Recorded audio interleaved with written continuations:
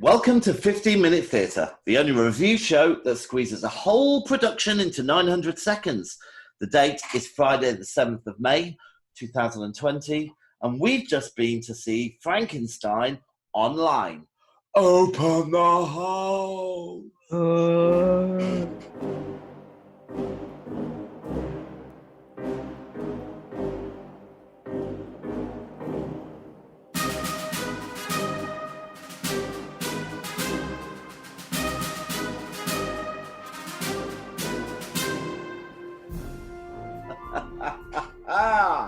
Hello, Vicky.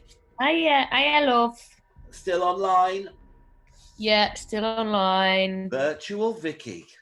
Yeah, I've got a bit of a dodgy internet connection, so if I cut out, I'm sure I shall return. Oh, I hope so. So this time we're back at the National, aren't we? Yeah. We went to see Frankenstein, which I really wanted to see at the time, but I think it was one of those where the tickets were incredibly hard to come by. Yeah, they sold out pretty sharpish, didn't they? Yeah. And this is one of the gimmicky sort of theatre, wasn't it? Because you've got two main people, Benedict Cumberbatch and Johnny Lee Miller. Benedict Cumberbatch. Cumberbatch. And they would take it in turns. One night someone would play the monster, the other night someone would play the Frankenstein. Yeah, they did indeed, yeah. Yeah. Let me give you a bit of information. It was adapted from the book by Mary Shelley, who wrote it as a result of a Blue Peter competition. What? Mary Shelley didn't? Well, it wasn't a Blue Peter competition, but it was a competition. Really? Yeah, her and her husband Shelley and a couple of others, can't remember who they were. They were all like holed up together in in this big old country house over the weekend, and they went, "Oh, let's all write a spooky story," and she wrote Frankenstein. Oh wow! Did you not know that story? No. Oh, well, there you go. Amazing. It was directed by Danny Boyle, and designer was Mark Tildesley. And it's about 2 hours running time, I think, more or less. Yeah. And like I said, it's at the National. Do you want to give us a little bit of a synopsis? So basically, Victor Frankenstein decides to make a person out of people what are already dead, and he does a bit of we don't see this bit, but anyway, he does a bit of grave robbing, makes this man, and then this guy is really pretty ugly, and Frankenstein's not really into him, so he abandons him, and this poor. Can I just point out? I don't think he abandons him because he's ugly. I think you're getting confused with the Rocky Horror Show here. Well, it's not entirely clear why. He just basically runs away from him very quickly at the beginning of this, so you're not entirely sure. And so poor old Frankenstein's monster, or whatever you want to call him, is basically wandering around friendless. Everyone is horrible to him. He can't. Communities reject him. He makes one friend that all goes a bit funny, and so eventually he gets back to Frankenstein, and he basically wants friendship, but Frankenstein denies it to him, and it all gets a bit horrible. It does, indeed. Okay, so I saw the version with Benedict playing the monster. Yeah. What did you do? I saw the version with Johnny Lee Miller playing the monster. All right, so what did you think? I found it really, really engaging. Okay. I thought Johnny Lee Miller had really good physicality. At times, I sort of felt a little bit like the way that he spoke. Maybe he was slightly. It was a bit someone trying to do an impression of someone with learning disabilities. Yeah, it was a little bit my left foot, wasn't it, almost? Yeah, but I do think that he was very, very, very good, and his physicality was amazing, and his energy, and I just found the whole thing very, very engaging, and I really enjoyed it. What did you think of Benedict? Well, unfortunately, I think he was probably a little bit weak for my liking. All those kind of things that you said, it was kind of ramped up to 10 for me. Right. the performance was kind of borderline cringeworthy on the kind of disability front for me. Yeah. And it didn't get off to the best of starts. I like a story which goes from the start to the finish. And I Yeah. felt a bit cheated that we missed all the build-up. And I thought they were going to come back to it. But it starts with the birth of the monster, doesn't it? Yeah. And then it's like 10 minutes of that. And then it turns into like a version of The Lion King. Because it's like there's a big sunrise up above and all this kind of stuff. And Yeah. it kind of lost me a bit from there. However, I thought that the supporting cast were brilliant from... Oh, I didn't. Okay. I really, really didn't like the guy that played Frankenstein's dad. Oh no, I didn't think he was very good He was at all. terrible. No, but I thought the first person he encountered, the old blind man, I thought he was very good, but he could have been lifted from the original 1930s film. Well, you know who that was, don't you? The guy who played the old blind man. No. He was the guy in the bin in Endgame that we went to see with Daniel Oh, Radcliffe. really? Yeah. Oh, fantastic. Yeah, he was great. Our friend Christine's friend, no less. Oh, yeah, him. It was him. Yeah. Once again, we haven't got his name in front of us. No. Hold on, I can give you a name check here.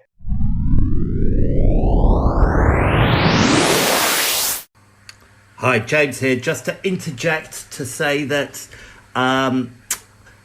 the person we were talking about is a wonderful Carl Johnson.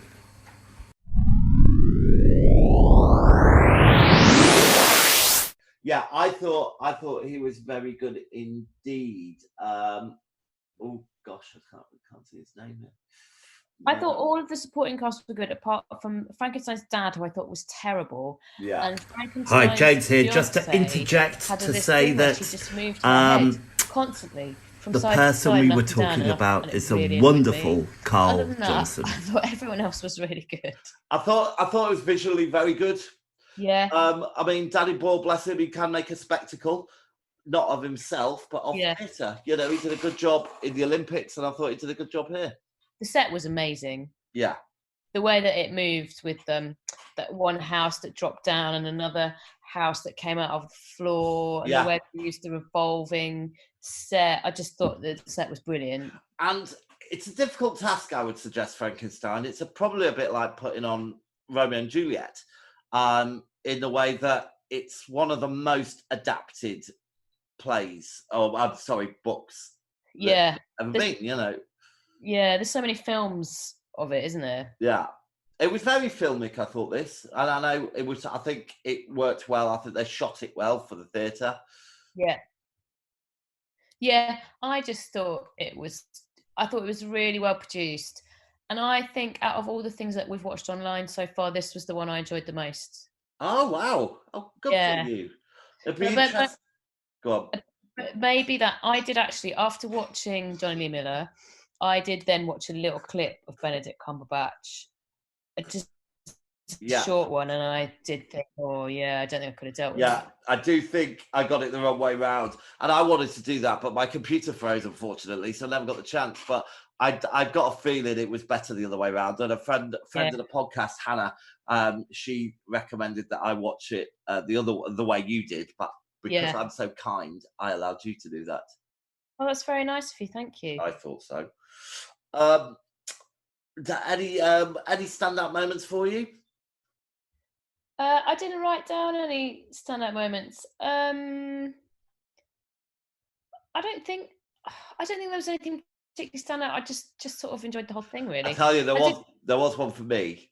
Oh yeah, what's that? It was a bit where, and I suppose we can do spoilers because it's finished, it's done, and you can't even get it online really now. But it was a bit where his wife was in the bedroom, and they were looking for Frankenstein, and suddenly out he popped.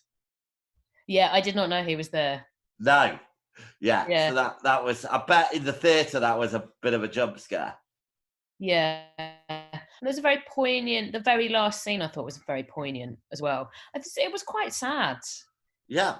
Well, it is a sad story. It's a very sad story. Yeah. And I think this was a lot more faithful to the book, which we've seen more in latter years, you know, with our friend Kenny Branagh, his Kenny adaptation. B. Yeah. Kenny B. With Robert De Niro, which I like very much as well.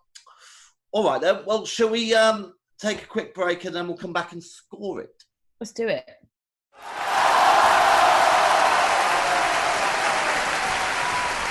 All right, so onto our feature, Filling the Void, the never-ending gap between the coronavirus and the reopening of the theatres. Yeah. So, what have you been doing? I'll tell you what I've been doing. Okay, tell me what you've been doing. I've been filling out a survey about theatre, about asking when, if we'd be prepared to go back. And just for the record, yes, I would. I want to support our theatre. Obviously, want to be safe. But, I'm quite concerned about, how theatre's going to get over this. It's already taken a blow. And I think it's going to struggle for the next year or so. What do you think? I have to say I do have my concerns because, well, I'm just a bit worried about the old illness. You are a bit like Typhoid Mary, aren't you? You seem to catch everything. I've possibly got it, and it's horrible. If this is it, it's pretty grim, and I'm all right. There's people a lot worse off than me, but I've not enjoyed it at all. Yeah. It's been going on for 2 months, so I wouldn't. If you can get it again, I don't want to get it again.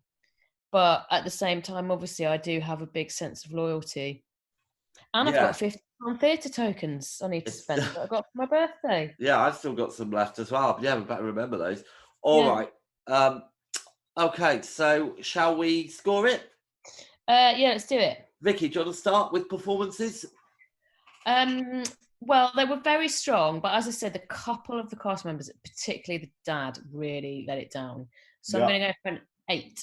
Okay, I've given it a 7 because I do think I got the thin end of the wedge. Staged and technical, hard to criticise really. I'm going to give it a 9. I thought it was very impressive. I'm going to give it a 10. Wow, I thought it was brilliant. Yeah, I don't disagree with that. Narrative and plot. Well, I can't really. Can I fault it? I don't think. Can I fault it? No. I'm going to go for a 9. Okay, it gets an 8 for me because I was a bit annoyed that they cut out the build-up, and I do like the build-up. How he got to, how he got involved in it all and stuff. Yeah. All right. Originality, it gets an 8 from me. It's very hard with this to be original, but I think they did a good job. Yeah, I'll go for an 8 as well. Good stuff. Costume. Well, this isn't more costume. This is more makeup. The only slight I felt like Frankenstein always looked like the monster always looked like his wounds were fresh and they weren't healing. That's my only pet peeve. Right. Okay. But other than that, I go for an 8. Good stuff. It gets an 8 from me as well. And was it worth it? Gets a 9 from me. Yeah, I'd go for a 9 as well. All right, so so I've got the scores in. It gets a star rating of 4.2, which puts it number 3 on our leaderboard, just above The Process and National Treasure, Trevor, but just below Wind in the Willows. And I really like Wind in the Willows, so I'm quite happy with that. Okay, I preferred Frankenstein, but Wind in the Willows was good fun. And it's quite nice that Endgame is still top of our leaderboard because that was the last live play we went to see, wasn't it? Oh gosh, can't believe it. Well, let's hope we do get to see some more this year. So that's the Theatre Bell. But before we go, Vicky, what are we going to watch next? We're going to watch Antony and Cleopatra, another National Live. Great, we're going to set the National. Wonderful. And hats off to the National for doing this every week. Really, really, really good productions. Really enjoyed them. All right. So, so that is the Theatre Bell. So we're out of time. The curtain's down. The theatre's dark. And that was 15-Minute Theatre. Good night. Good night.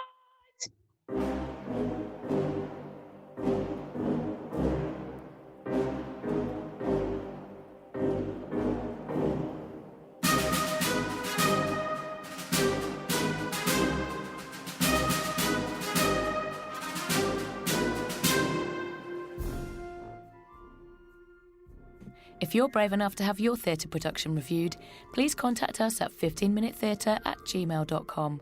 Find us on Twitter and please rate and review us on iTunes. Thanks for listening.